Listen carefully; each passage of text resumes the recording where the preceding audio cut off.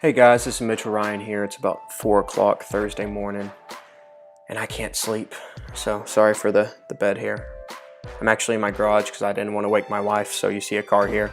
I just want to take my laptop out here, do a quick recording, sit down and just kind of talk about what's going on, specifically with Harvey. I mean, thoughts and prayers going out to everybody. And I just wanted to write down a couple thoughts that I wanted to go over with y'all. And right now there's about 50 counties flooded. There's over 30,000 people that need shelter. There are about 10 to 12,000, maybe 15 placing people, but there's still a long way to go on those efforts. 50 inches of rain, just the most they've ever seen. And then about 500,000 cars will be estimated will be destroyed. And there's at least 20 people dead. And what breaks my heart is there was a story of a young couple, mother, father, and a young child driving out of Houston going to family in Louisiana.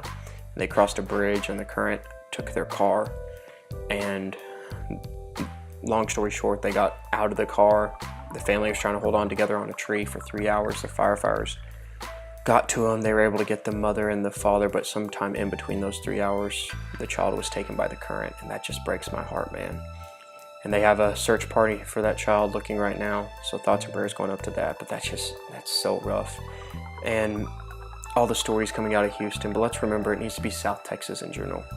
You know, of course we need to keep our thoughts and prayers on Houston, but you know, Beaumont, Port Arthur, Conroe, Port A, some of these cities and small towns do not have the support yet and are still actually having flooding and rescue operations going on, and these were in the eyes of the storm. So let's just make sure to have all of South Texas in there and just keeping our thoughts and prayers on everybody for our fellow Texans. So I just wanted to chime that in there. And then of course I have this written down too, that 195,000 are asking for FEMA assistance, and FEMA is the Federal Emergency Management Agency, which comes in during these tough times and seeks guidance and counseling and the support, so to speak. So just wanted to add that note in there. And another thing I wanted to go to as well is social media.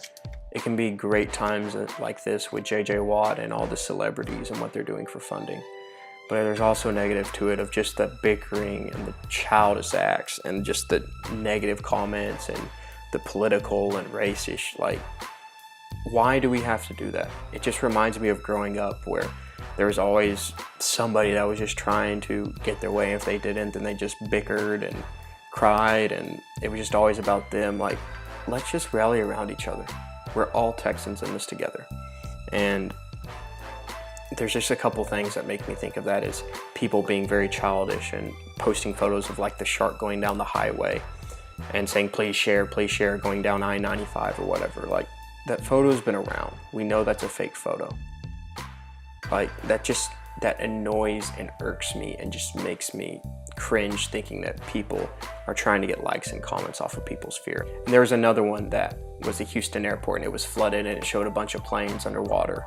That one's fake as well. I don't know if that's actually a real photo or if that was somewhere else, but I don't think Delta would have all their planes out like that given the flooding. And so don't try to get popularity and fame by people's fears and at a time like this. And one more thing I wanted to mention is Osteen and the church down there going on.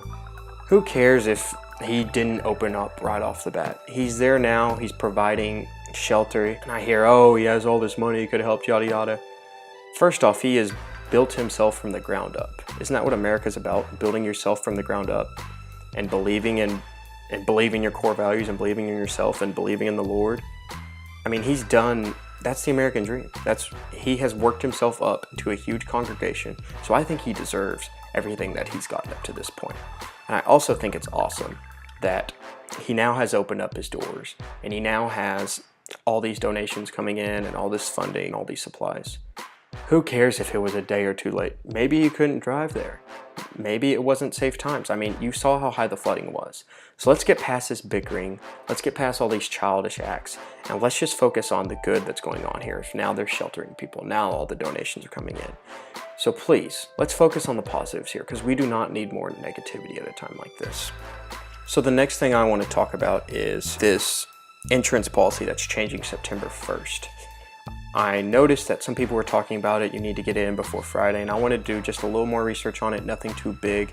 I got an article from CNN Money talking about it, and it says attorneys are urging homeowners to try and file claims before Friday because a new insurance policy is going into effect.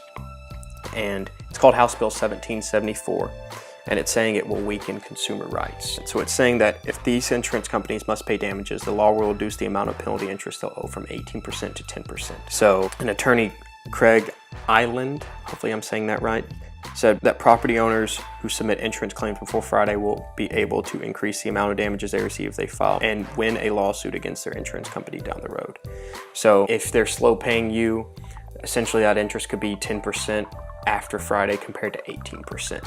And so if you're in that situation, I know you only have 24 hours left, or less than 24 hours since it's, coming up on 4 o'clock Thursday morning. But try to do some research. Get in there and see if you apply for this, because if you are going to get paid by your private insurance and the interest is going to be higher if they're slow paying you, you're just putting yourself in a better financial situation rather than just getting a 10% interest. So that's something I wanted to mention. And one more thing too, flood insurance is generally provided by the government. The House bill only applies to the private insurance companies. So that's one big thing. If you're going to file claims for property damage, do it by tomorrow.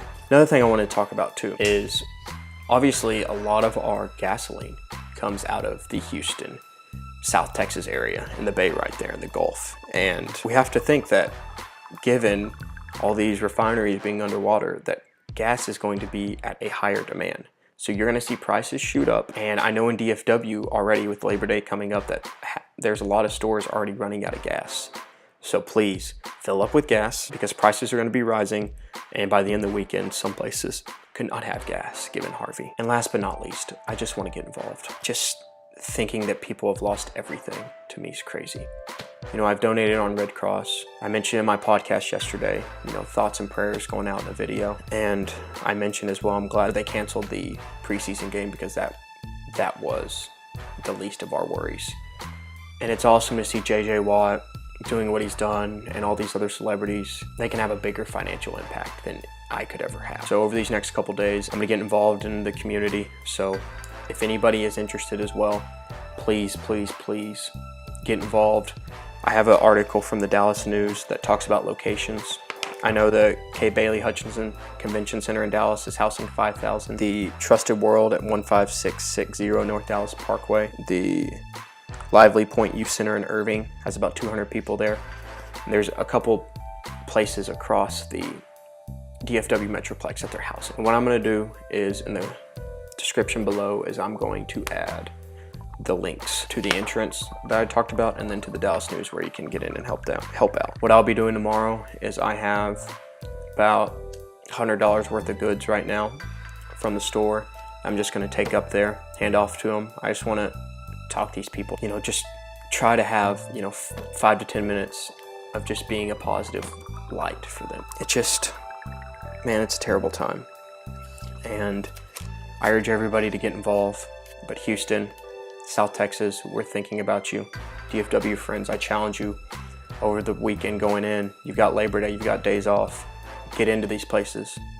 Give some of that, Texas hospitality that we're used to, and just show them that there's no left or right. There's no white or black. There's no Cowboys. There's no Texans. There's no Rangers. There's no Astros. There's Texans helping Texans. And that's all I can say. Thank you so much.